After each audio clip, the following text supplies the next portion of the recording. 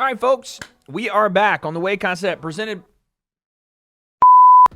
by The Ring Magazine, and today we are talking UFC 320. I am live, by the way. Tomorrow I am live, October 4th, for UFC 320. Make sure you guys check it out. I'm here all day. We're watching the entire card. We're going to watch BKFC as well. Mike Perry, Jeremy Little Heathen Stevens, going to be a fun night. But today, I am strictly here to do one thing and one thing only. That is predict the main event for UFC 320. We'll talk about some of the other fights as well. But mainly, I want to talk about the rematch. Alex Pereira, Magomed Ankalaev, number 2. Ankalaev, now the sitting champ. He took the belt from Pereira in the first fight and pretty much outstruck him on the feet. There were some wrestling exchanges he did well with as well. But what happens this time? What's different this time for both guys? Let's talk about it. The breakdown.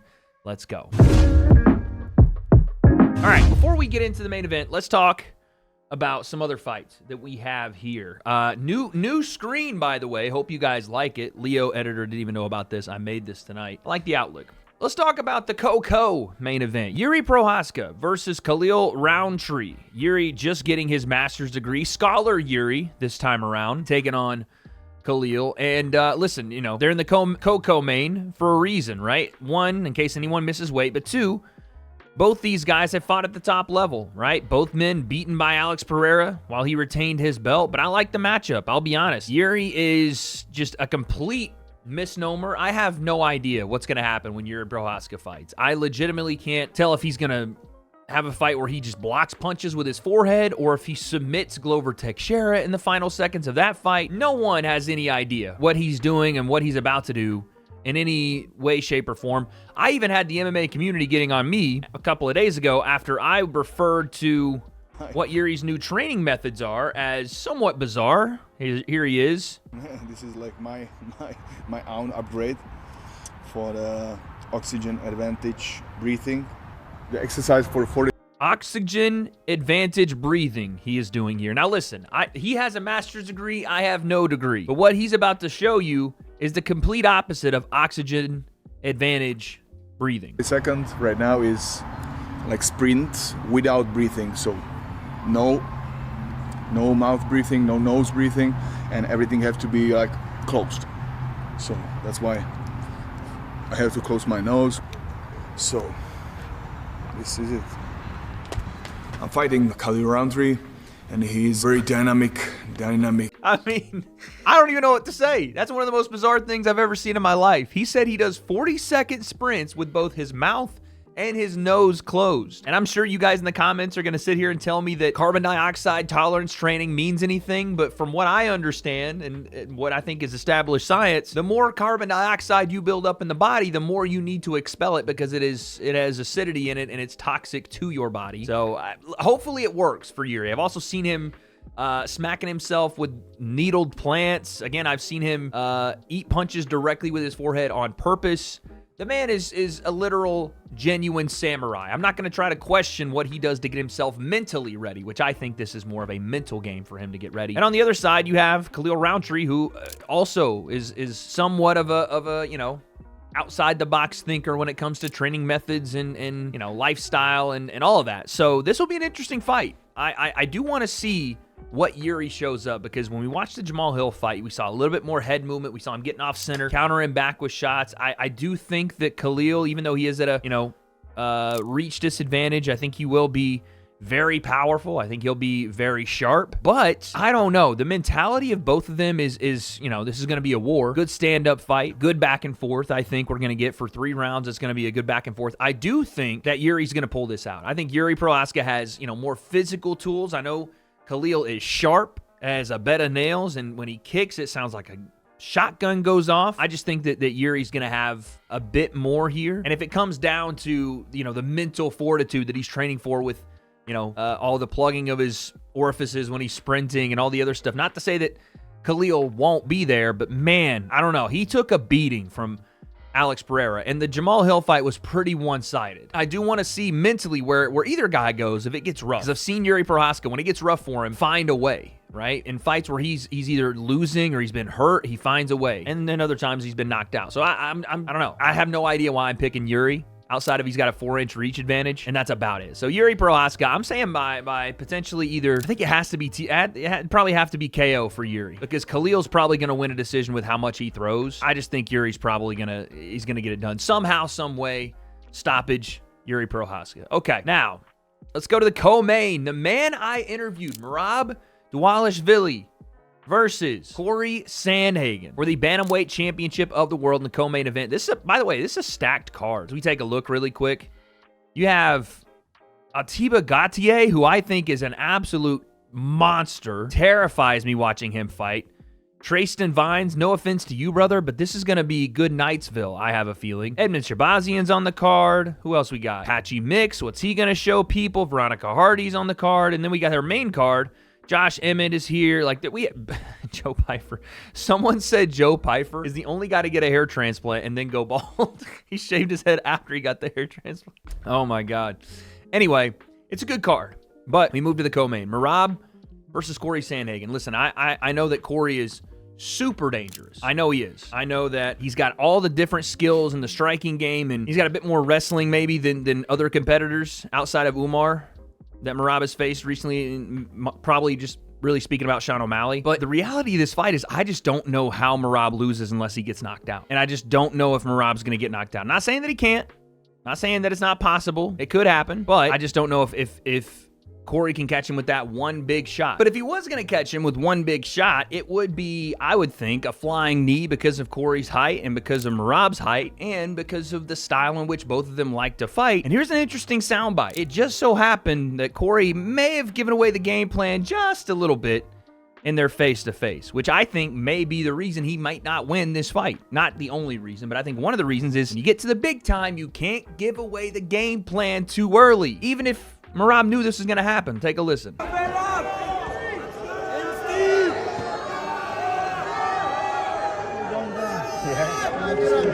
Really?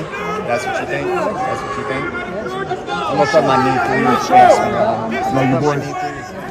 I'm going to put my knee through your face, Merab. I'm going to put my knee through your face, he says. And again, I'm not one of these body language expert guys, but he's got the hands going as well. He's fired up, No, you boy. But he says, I'm going to put my knee through your face, Merab. And I only can think about the knockout that Corey Sandhagen hit Frankie Edgar with when he left him slumped way back when. All the way back, son. Boom. That one right there. Now, again, is this going to be a replay shot for shot of something like that? Probably not. But it is something that could be an advantage of Corey Sandhagen's because of Merab's height, because Merab potentially will want to wrestle at many points during this fight. The only problem is, much like in the Sean O'Malley fight, Merab knows that's what you want to go to. So now you're working uphill, trying to catch him with something that he already knows is probably the one thing you can't hit him with during the fight for him to be able to go on and have success. So with that being said, I just haven't seen someone be able to slow Merab down unless they hurt him. So Corey's going to have to hurt him, and not saying he can't. It's 5 rounds. Corey's an accurate puncher. I saw him say stuff about how he's going to try to be offensive with his wrestling instead of looking to be too defensive. And okay, listen, I'm a guy sitting in a chair. I don't know. But when I saw Sean O'Malley say he was going to do more offensive wrestling, it didn't really go well for him. He got choked. So I just don't know. I'm taking Merab, and I'm taking Merab probably by decision here or maybe late stoppage. Just because, again, unless Corey's able to hurt him, and again, his kicks are nasty, his knees are nasty, but this is the same thing we said about Sean O'Malley, and Sean wasn't able to really let go. I don't know if it was for fear of Merab getting a hold of him or just, the timing in the first fight and the second fight being a little bit more hesitant. I'm not sure, but man, I just don't see how Merab gets beat here. I don't. And it has nothing to do with the fact that your boy interviewed him. By the way, the video's out now, kind of flopping, but the video is out if you guys want to go watch it because it's kind of flopping. I'm taking Merab, and I'm taking him by decision. Now, let's go to the main event of the evening. UFC 320, headlined by the light heavyweight championship of the world, Chama. Alex Pereira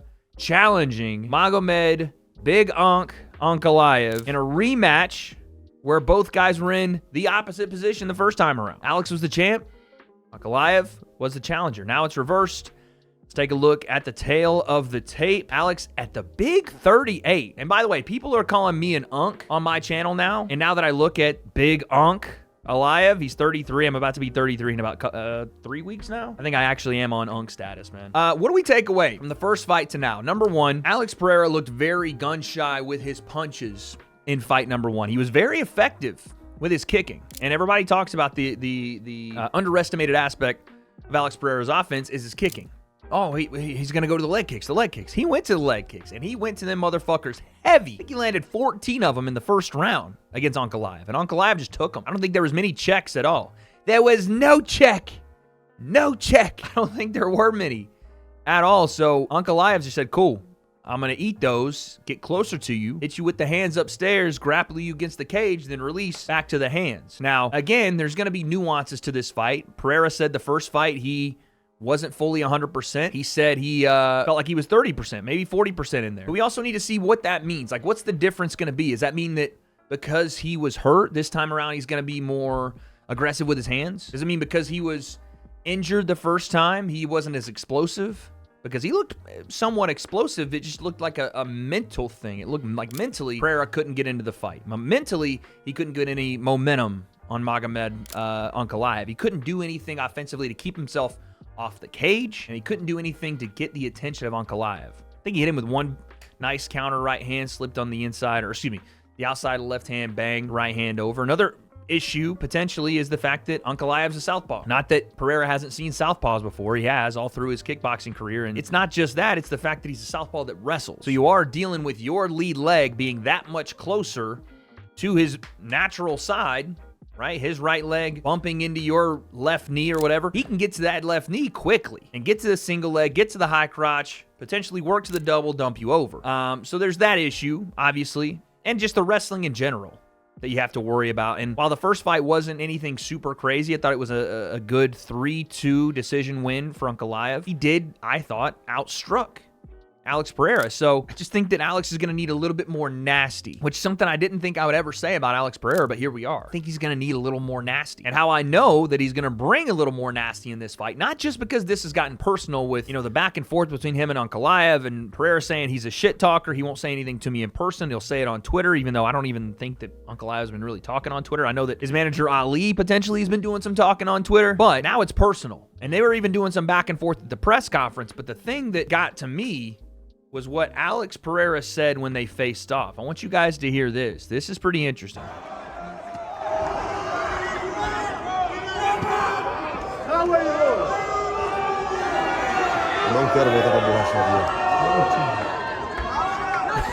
Ankalaev just says no shama. Now, first off, when they face off, Pereira going no buzz cut.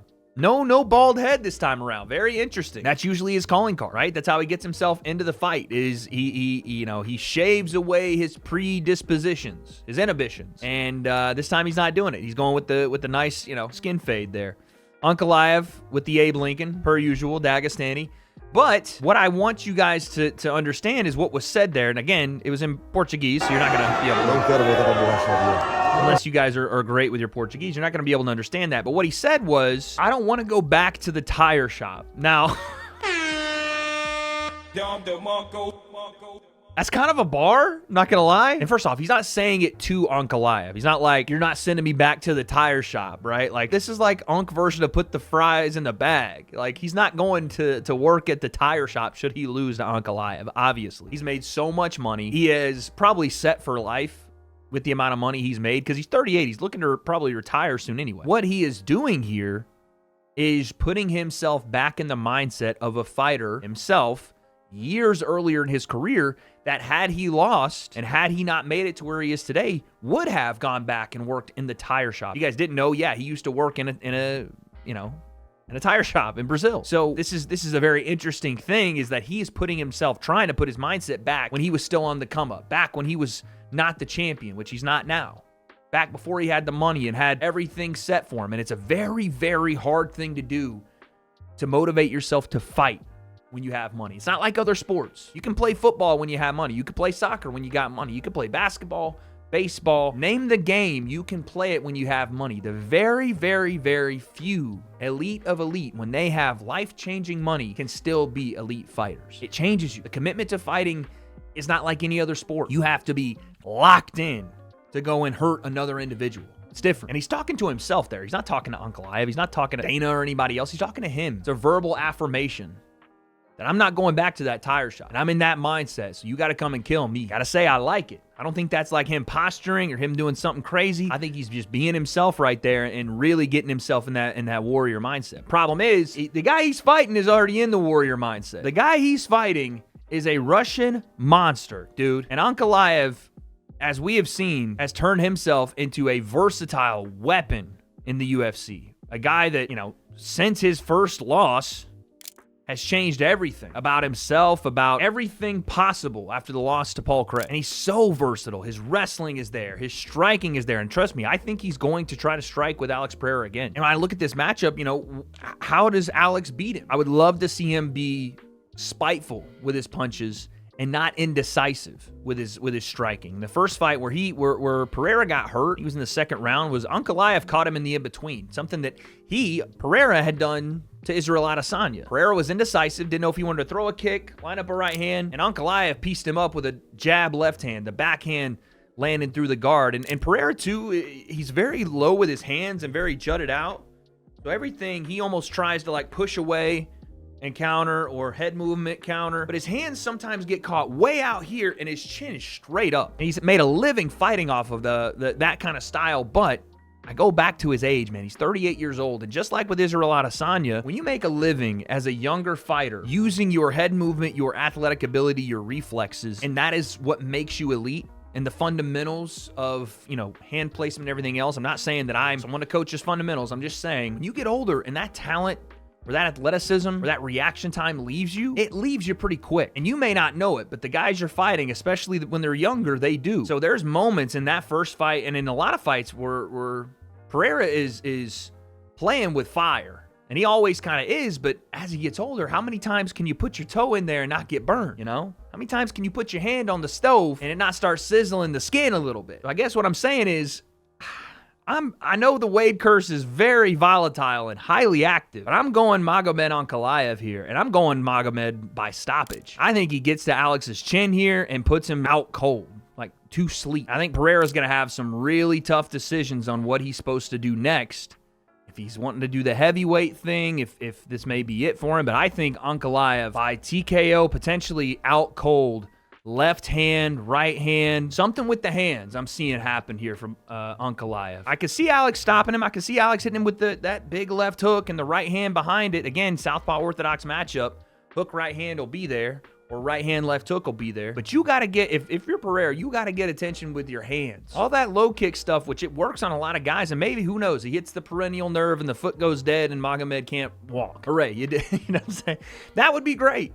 But outside of that, I liked some of the head kick options he went to, but I would really like to see the stabbing, teep kick to the stomach, right? A front kick to the stomach, just boom, boom, because it gives him his range back. And when Pereira throws, he throws everything. There's no baiting whether he's going to throw, a light punch or a hard one. Everything is tough. Just boom, boom. So for Magomed Ankalaev, I think it's more of a game of can you stay close? Can you stay glued to Pereira? Because when you crowd him, and that chin goes up and the hands go out, the opportunities are there, not only just leading the dance, but with the counters, because of the way that Pereira overthrows his right hand, overthrows his left hook, those counters from Ankalaev. If he has a little bit of head movement, boom, jab left hand, bang, left hand over the top, something like that. I'm going Magomed Ankalaev by stoppage in the main event, but let me know what you guys think. 1 day away now from UFC 320. Who wins in the main event? Is it and new Alex Pereira once again your light heavyweight champion of the world, or is it and still Magomed Ankalaev and the era of Big Ank is here? I don't have those answers, but right here live on Saturday nights, guess we'll find out.